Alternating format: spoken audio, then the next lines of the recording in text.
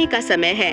Naira dining table पर बैठकर किसानों के अनाज उगाने के बारे में एक किताब पढ़ रही है। नायरा, अब किताब रख दो बेटा, रात के खाने का समय हो गया। ठीक है मम्मी। जल्द ही सब लोग खाने के लिए बैठ जाते हैं। मम्मी ने बहुत सारे लाजवाब खाने के साथ मकई का सलाद भी बनाया है।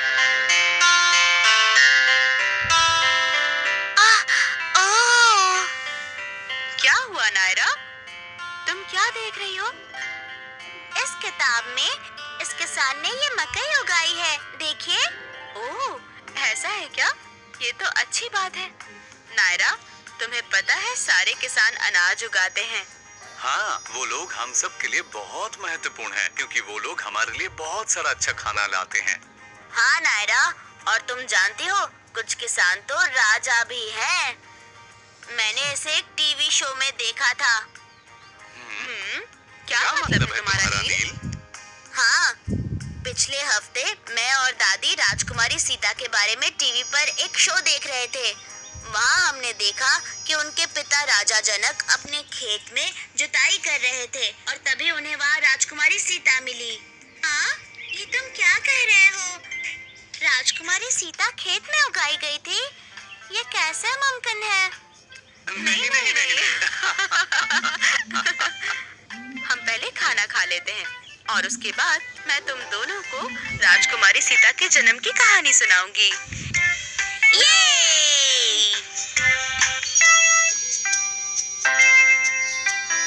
ये कहानी हजारों साल पुरानी है। ये मिथिला साम्राज्य की एक कहानी है।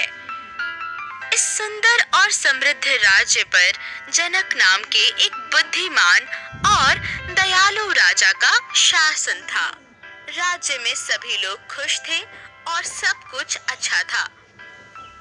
उस एक साल तक जब बिल्कुल भी बारिश नहीं हुई, बिना बारिश के अनाज का उग पाना संभव नहीं था।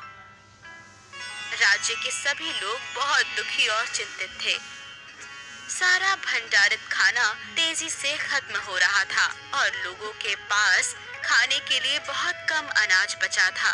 राज दरबार के कुछ महत्वपूर्ण लोगों और संतों ने राजा जनक को सुझाव दिया कि राज्य के वैदिक अनुष्ठानों और मान्यताओं के अनुसार उन्हें स्वयं सोने के हल से खेत में जुताई करनी होगी।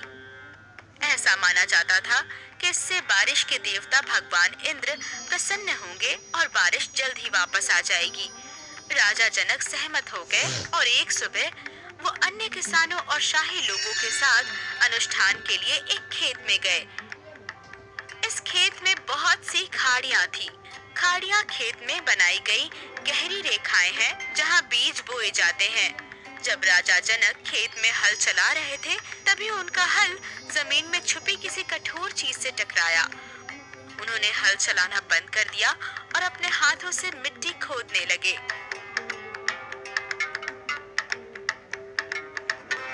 उन्हें एक बड़ा सा बक्सा मिला और उन्होंने उसे बाहर निकाला। इस असामान्य खोज से उनके आसपास सब लोग आश्चर्यचकित थे।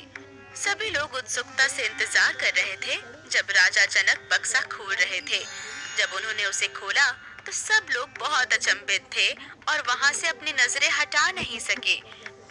उस बक्से में से एक जादुई रोशनी निकल रही थी।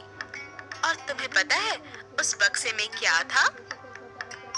उसके अंदर एक नवजात बच्ची थी। सब लोग उस दिव्य बच्ची को देखकर बहुत खुश हुए। राजा जनक ने उस बच्ची को हाथ में उठाया और उसे प्यार से गले से लगा लिया। राजा जनक की तब कोई संतान नहीं थी, इसलिए वो बच्ची को पाकर बहुत खुश थे। उन्होंने घोषणा की कि वो इस बच्ची को गोद लेंगे और अपनी पहली संतान के रूप में उसका पालन पोषण करेंगे। उन्होंने इस दिव्य आशीर्वाद के लिए धरती माँ को भी धन्यवाद दिया। उन्होंने उस बच्ची का नाम सीता रखा। सीता का अर्थ है कुंड और उनका ये नाम इसलिए रखा गया क्योंकि वो कुंड में पाई गई थी। इसके तुरंत बाद भारी बारिश होने लगी और राज्य के सभी लोग एक बार फिर बहुत खुश हो गए। बाद में राजकुमारी सीता को जानकी के नाम से भी जाना जाने लगा क्योंकि वो राजा जनक की बेटी थी।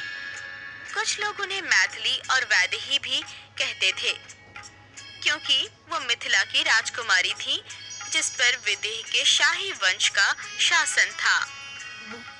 राजकुमारी सीता का पालन पोषण राजा जनक और रानी सुनैना ने किया और परिवार और राज्य में सभी लोग उनसे बहुत प्यार करते थे। तो ऐसे हुआ था राजकुमारी सीता का जन्म।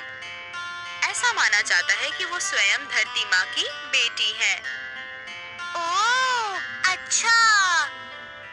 तो देखा नील और नायरा, राजकुमारी सीता किसी खेत में नहीं उगाई गई थी और ना ही राजा जनक कोई किसान थे।